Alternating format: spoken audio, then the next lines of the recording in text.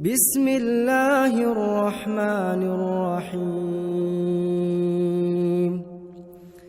والنازعات غرقا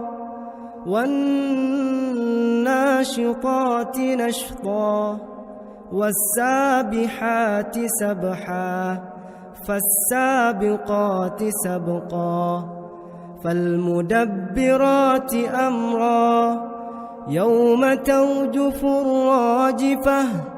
تتبعها الرادفة قلوب يومئذ واجفة أبصارها خاشعة يقولون أئنا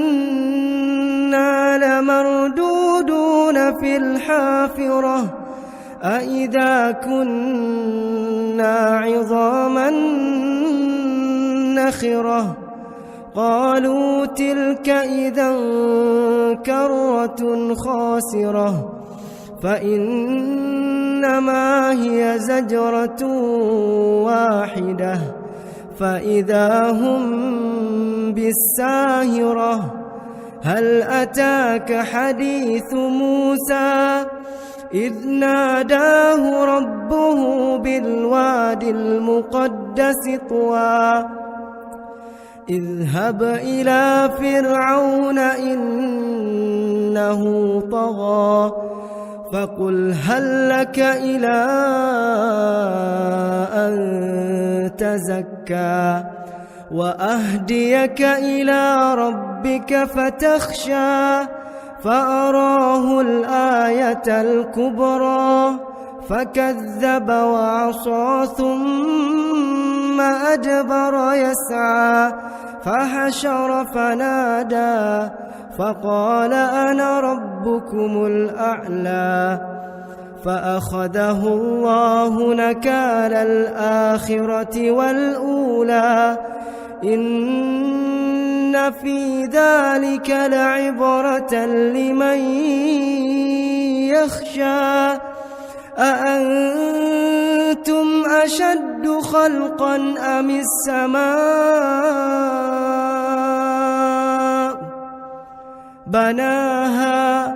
رفع سمكها فسواها وأغطش ليلها وأخرج ضحاها والأرض بعد ذلك دحاها أخرج منها ماءها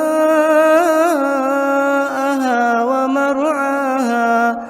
والجبال أرساها متاعا لكم ولأنعامكم فإذا جاءت الطامة الكبرى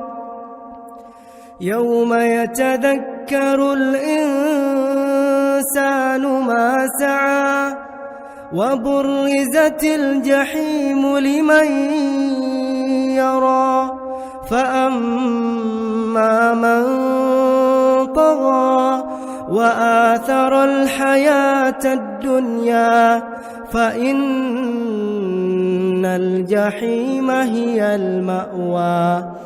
وأما من خاف مقام ربه ونهى النفس عن الهوى فإن الجنة هي المأوى يسألونك عن الساعة أيان مرساها فيم أنت من ذكراها إلى ربك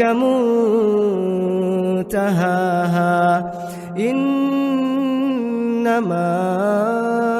أنت منذر من يخشاها كأنهم يوم يرونها لم يلبثوا إلا عشية أو ضحاها.